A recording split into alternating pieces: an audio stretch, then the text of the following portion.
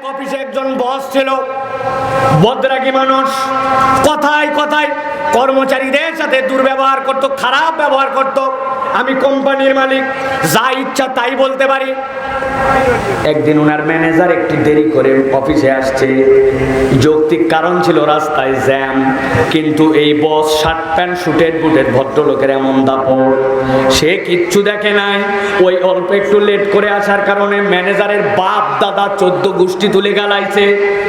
ম্যানেজারের ভিতরটা জ্বলে পুড়ে শেষ হয়ে যায়, চোখ দিয়ে পানি পড়ার উপক্রম, কিন্তু মুখ দিয়ে কিছু বলতে পারে না, কেননা সে এমন ডিক্টেটর, এমন ধরনের কথা বলবে, যদি কথা বলি একটা চাকরির থেকে হয়তো বিদায় করে দিবে, পেটের সম্পর্ক আছে, কিন্তু ভিতরে তার দুমরায় মুসরায় ফুসকায় গেছে।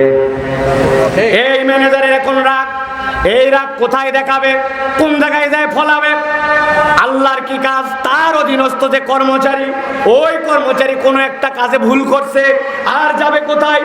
এর আগে মালিক তার সাথে যে দুর্ব্যবহার করছে, বাপ দাদা 14 গোষ্ঠী তোলে, ওই ম্যানেজারের অধীনস্থ যে ছিল তারে দিছে উচ্চা মতো গাল।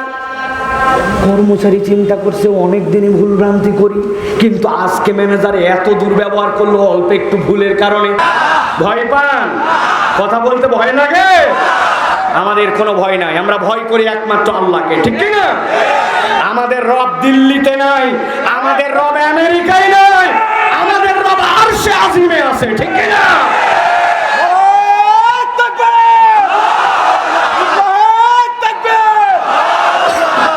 প্রিয় ভাইরা, আল্লাহ রাব্বুল আলামিন কোরআন ওয়ালাদেরকে সাহস দিচ্ছেন, দেওয়ার পর আল্লাহ রাব্বুল আলামিন কোরআনুল কারীমের মধ্যে বলছেন, কি বলছেন? আল্লাহ রাব্বুল আলামিন বলছেন, দুনিয়ার মানুষ জেনে রাখো, ঠান্ডা মাথায় আল্লাহর বার্তাটা কিয়ামত পর্যন্ত মুখস্থ রাখো। রব্বুল আলামিন বলছেন, কুল্লা ইনজিতামাতিল ইনসু ওয়াল জিন্নু আলা আন ইয়াতু বিমিসলি হাদাল কুরআন লা ইয়াতুনা বিমিসলিহি ওয়ালাউ কানা বা'দুহুম লিবা'দিন যাহিরা।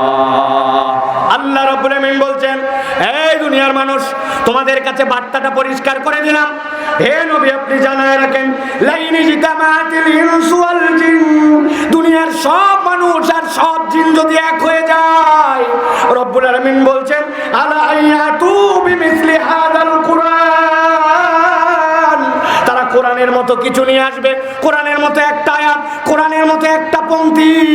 আল্লাহ চ্যালেঞ্জ দিলেন, কিয়ামত হয়ে যাবে, কিন্তু আমি রব্বুল আলামিন গ্যারান্টার হলাম, দুনিয়ার সব জিন আর মানুষ এক হয়েও কোরআনের মতো কিছু আনতে পারবে না।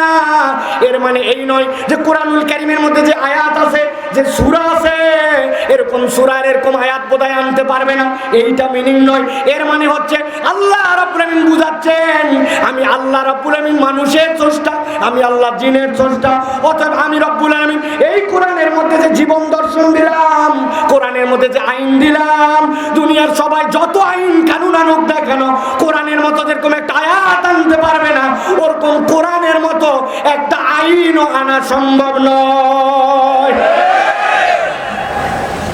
দুনিয়ায় অনেক ধানাই পানাই মুসলমান আছে, তাদেরকে আমি মাঝে মাঝে একটা কথা জিজ্ঞাসা করি, বুঝে থাকলে মাথা কাটায় উত্তর দিবে।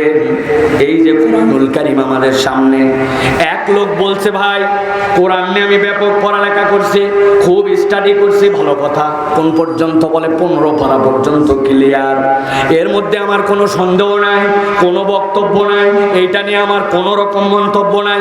15 পারা, বাকি 15 পারা পড়া বাকি আছে, ভেবে চিনতে দেখি। বুঝে থাকলে বলেন তো, এই কথা যদি কেউ বলে তাহলে সে কত পার্সেন্ট মুসলমান? 50%। আরেকজন মুসলমান বলছে, কোরআনুল কারীমের যা কিছু আছে সব শেষ, কেবলমাত্র আল্লাযী ওয়াসবিসু ফি সুদুরিন নাস মিনাল জিন্নাতি ওয়ান নাস।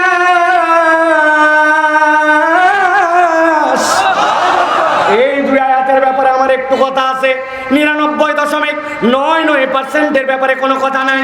তাহলে যেই ব্যক্তি দুইটা আয়াত এখনো চিন্তা করে ক্লিয়ার হয় না, সব ক্লিয়ার, কেবল এই দুই আয়াত যদি সে না মানে, তাহলে সে 99% মুসলমান। কত পার্সেন্ট? 0% মুসলমান। এই জন্য আল্লাহ রাব্বুল আমিন বলছেন, আল্লাহর বিধান নিয়ে ধানাই পানাই করো না, চালাকি করো না। আমাদের সমাজে অনেকে আছে নামাজ ভালো লাগে, তার কাছে রোজা ভালো লাগে, হজ ভালো লাগে, কিন্তু যেই না বলা হবে আল্লাহর দুনিয়ায় আল্লাহর আইন দিয়ে বিচার হোক, আল্লাহর দুনিয়ায় আল্লাহর আইন দিয়ে সব জায়গায় আদালত গুলা চলুন, ওই মানুষ মুখে না বললে অন্তরে অন্তরে পছন্দ করে না। আছে কোন লোক আছে? ভালো করে বুঝে বলেন, আছে কিনা? ওই লোকগুলাই আমাদেরকে বলতো, আমাদের কানে কানে ফুসলাতো, মাহফিলের আগে কথা বলতো, মাহফিলতে যাওয়ার পরে কথা বলতো, এলাকার আয়োজকদেরকে জ্বালাতো। তারা বলতো নামাজ রোজা হজ যাকাতের কথা চলবে, কিন্তু কোরআনের বিধানের কথা বললে তাদের সহ্য হয় না। ঠিক না? আমার আল্লাহ রাব্বুল আমিন তাদের জন্য বলছেন, লা ইয়াতুনা বিমিসলিহি ওয়ালাউ কানা বাদুম লিবাদিন যাহিরা।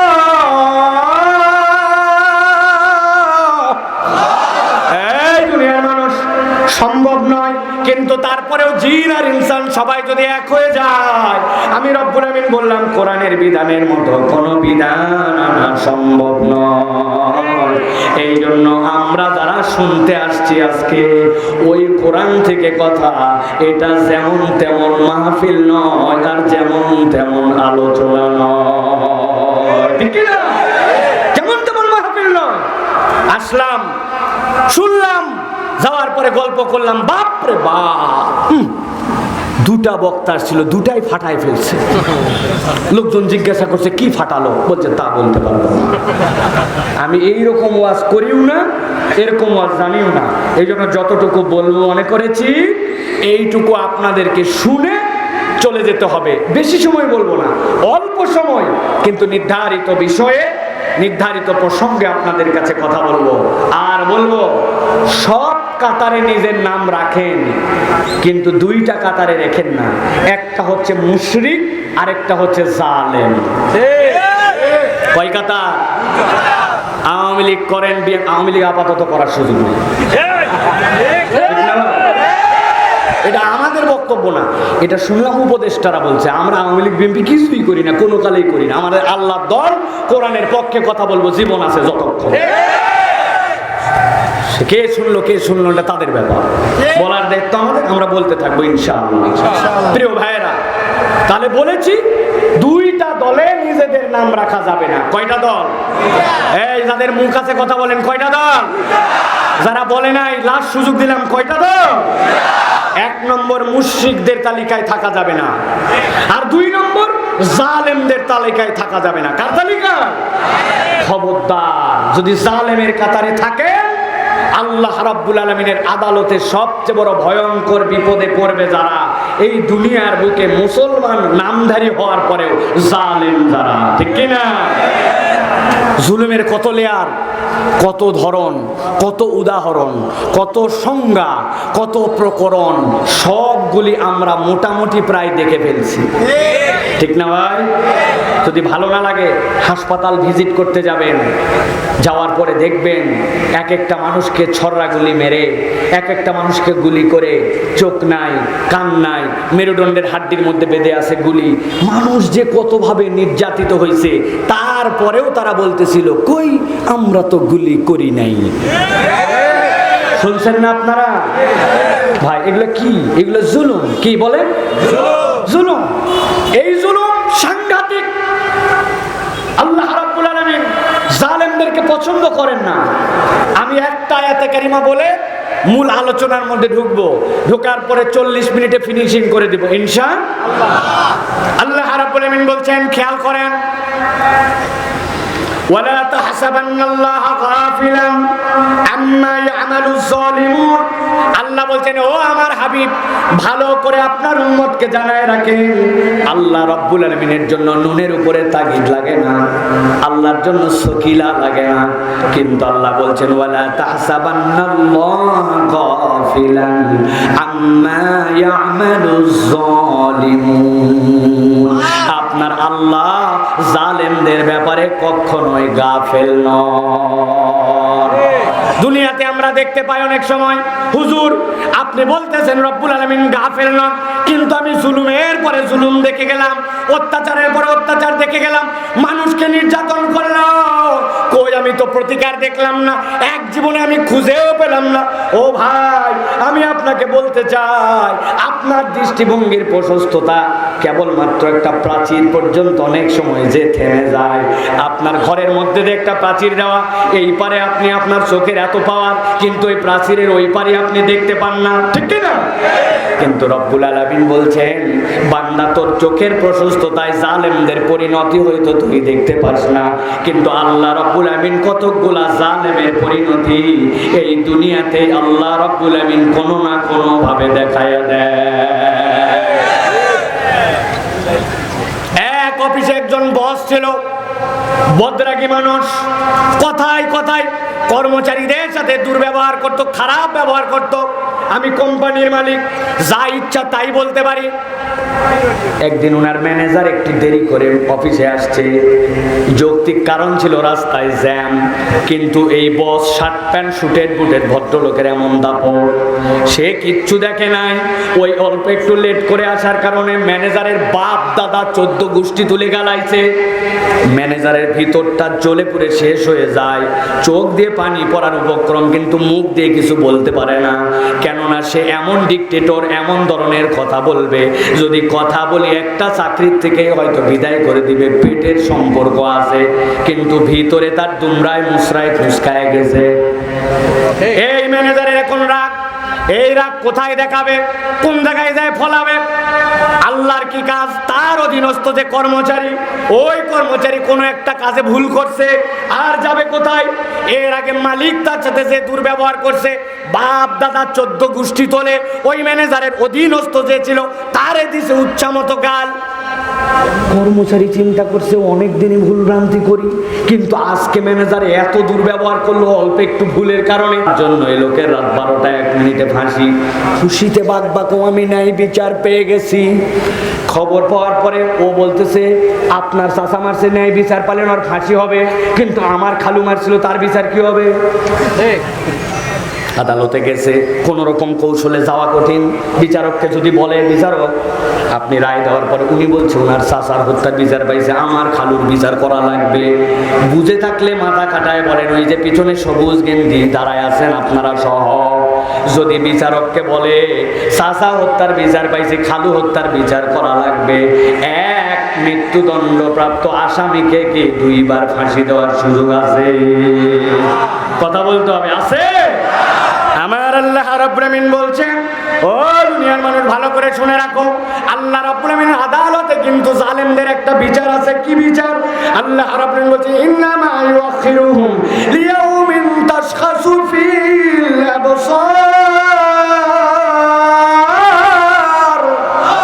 আমার আল্লাহ রাব্বুল আমিন বলছেন, ওই আল্লাহর দুনিয়ায় যারা জুলুম করে আসবে, রব্বুল আলামিনের কাছে আসার পরে রব তাদের চোখগুলাকে বিস্ফোরিত করে দিবেন, চোখগুলা এমন ভাবে আল্লাহর সামনে উঠবে, হাসরের ময়দানে সব মানুষ দেখে চিনে ফেলবে আল্লাহর আদালতে জুলুম করার কারণে এই ব্যক্তিরা ধরা খেয়ে গেছে।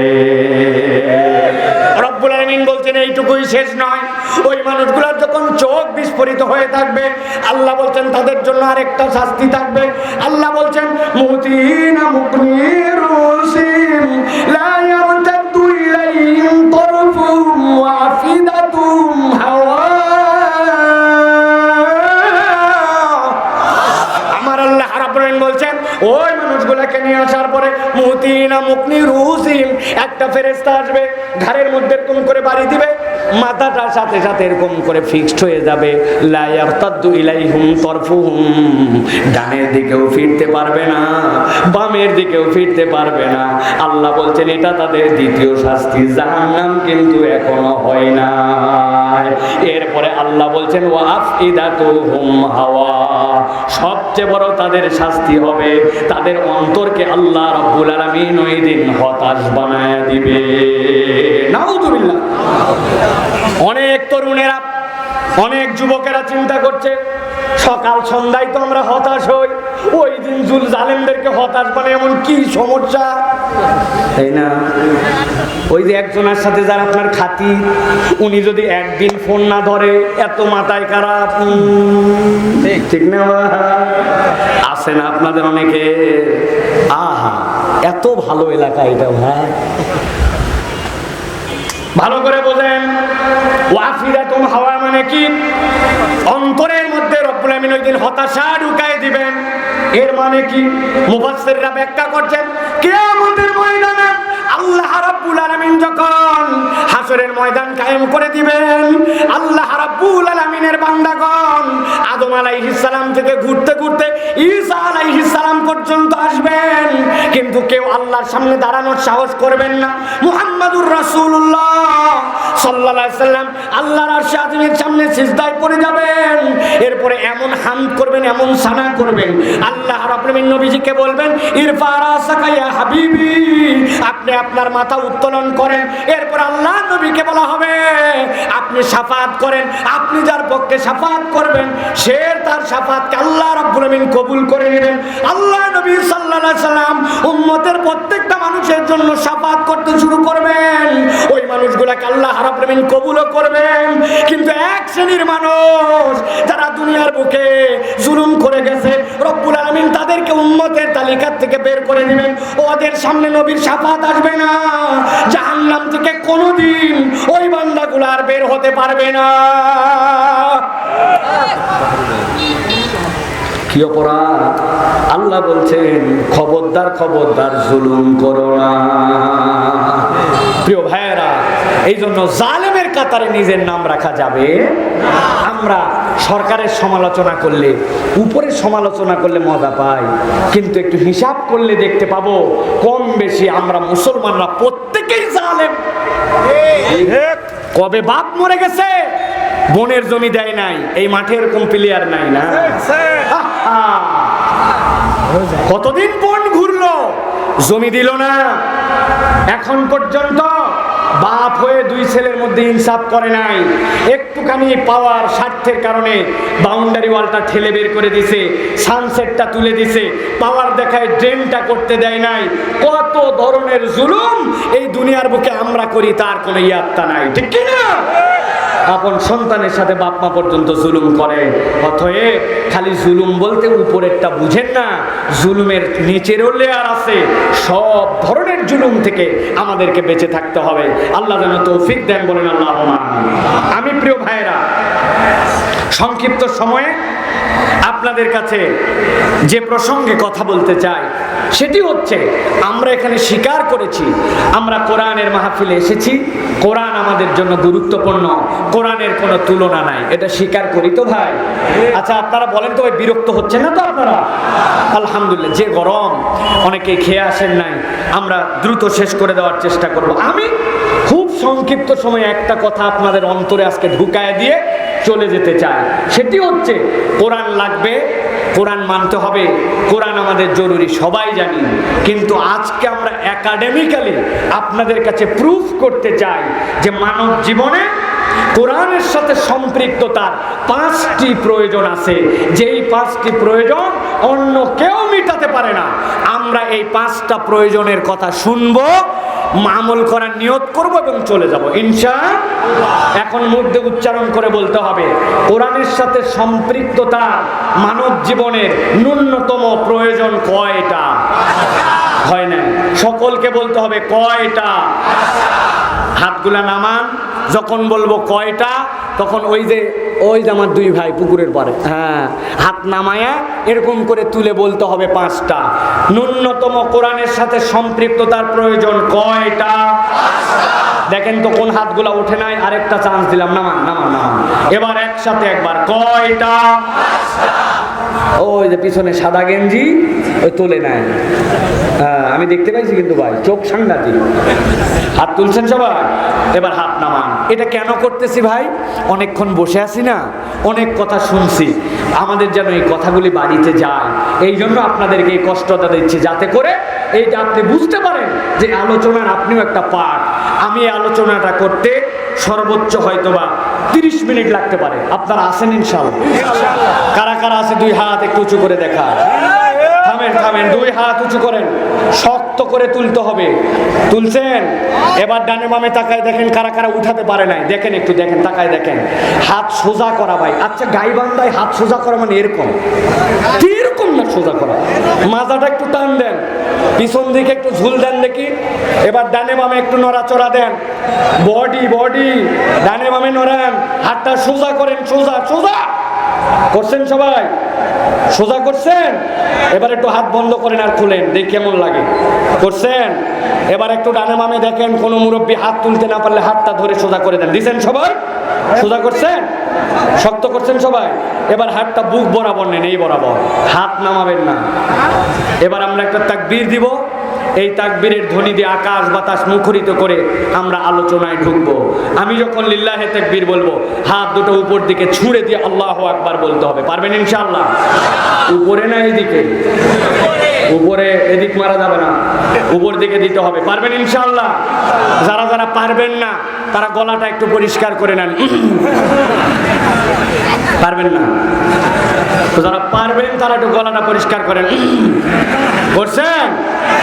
আকাশ বাতাস মুখরিত করে আজকে আমরা তাকবীর দিতে চাই। পারবো ইনশাআল্লাহ? দেখে একটা তাকবীর দেন। লিল্লাহে তাকবীর, লিল্লাহে তাকবীর। আল কোরআনের আলো,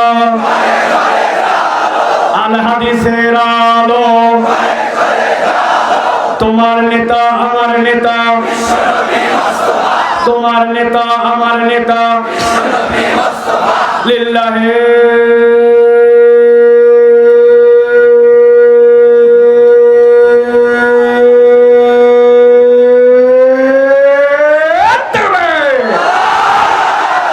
আলহামদুলিল্লাহ। হাত নামান। শয়তান আছে আর এলাকা ছাড়া, যেগুলোকে একটু মনে করছিল বাগে পাইছি রে নিয়ে যাবো রে, আর অসুবিধা নাই ইনশাআল্লাহ। আমরা অল্প একটুখানি আমরা 4 পয়েন্ট আকারে, বেশি দীর্ঘ কথা বলবো না, 5টা কারণ শুনবো, বাড়িতে চলে যাবো ইনশাআল্লাহ। তাহলে 1 নম্বর, মানব জীবনে কোরআনের প্রয়োজন কি, কোরআনের সাথে সম্পৃক্ততার প্রয়োজন কি? 1 নম্বর কারণ, কোরআনুল কারীম ছাড়া পথের দিশা আর কেউ দিতে পারে। আমার কথা নয়, আল্লাহ রাব্বুল আলামিনের কথা। সূরা ইব্রাহিমের মধ্যে আল্লাহ রাব্বুল আলামিন বলছেন, আলিফ লাম রা কিতাবুন আনজালনাহু ইলাইকা লিতুখরিজান নাসা মিনাল যুলুমাতি ইলান নূর। আমার আল্লাহ রাব্বুল আলামিন বলছেন, ও দুনিয়ার মানুষ ভালো করে শোনো, আলিফ লাম রা, এইটার অর্থ কি কেউ জানে না? আল্লাহ বলছেন এইটা যেরকম তোমরা কেউ জানো না, তোমাদেরকে অক্ষম বানায় দিলাম। এরপরে আমি রব্বুল আমিন তোমাদেরকে বললাম, কিতাবুন আনজালনাহু ইলাইক, ও আমার হাবিব আপনার কাছে এমন কিতাব অবতীর্ণ করেছি, লিতুখরিজান নাসা মিনাজ যুলুমাতি ইলান নূর। দুনিয়ার যত ধরনের জুলুমাত আছে, অন্ধকার আছে, এই অন্ধকার থেকে আলোর পথ দেখাবে কোরআন।